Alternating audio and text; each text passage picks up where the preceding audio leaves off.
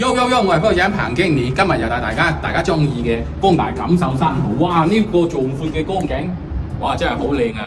我哋而家睇緊嘅係98個方嘅3隻開間都係全南向嘅呢一套領火，大家可以見到啦，係嘛？呢度就等於喺喧鬧嘅城市當中留給自己一個安靜嘅港灣。咁我哋而家睇緊嘅係98個方嘅，係嘛？呢度嘅開間咧大概就3米45，深咧大概有10米深。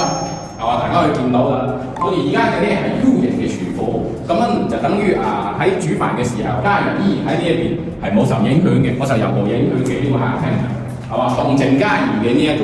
咁我哋而家咧再睇睇我哋嘅房間啊，大家可以見到啦，東大嘅家具真係比較多嘅，呢場面就睇得比較靚嘅。嗱，睇睇天花咁樣，即係呢啲細節方面做得比較好嘅。平時帶大家睇得精裝修嘅多啦，今日大家感受一下冇 P 嘅呢一套房。係嘛？嗱呢邊咧，我哋係3房2廳2衛嘅呢一個戶型啊！嗱，基本上都係光線好充足嘅呢一套房啊！咁樣3房嘅呢個設計，大家可以感受得到啦，係嘛？好闊嘅呢邊好實在，係嘛？呢邊都係朝南嘅，係嘛？到時嘅話，大家可以延伸出去嘅呢一邊，做一隻半開，即係半風窗咁樣嘅設計啦，係嘛？我哋呢邊咧就睇睇我哋嘅客房，我哋嘅客房可能簡直就係向陽而居嘅呢一邊，即係光線好好嘅呢一邊啊！即係如果住喺呢度咧，我就感覺到比較安靜。我而家喺電梯中高層呢度係廚房嚟嘅，係嘛？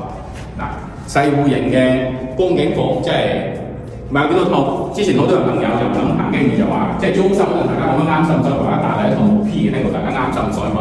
而家呢一套咧就出翻60幾個，主人房呢邊大家可以見到啦，每日見到咁靚嘅一個光景真係好舒服，係嘛？一光親水啊，簡直就係、咁啊！而家呢套房咧都係出翻60幾個，係嘛？冇 P 型房、雙梯房嘅客經理。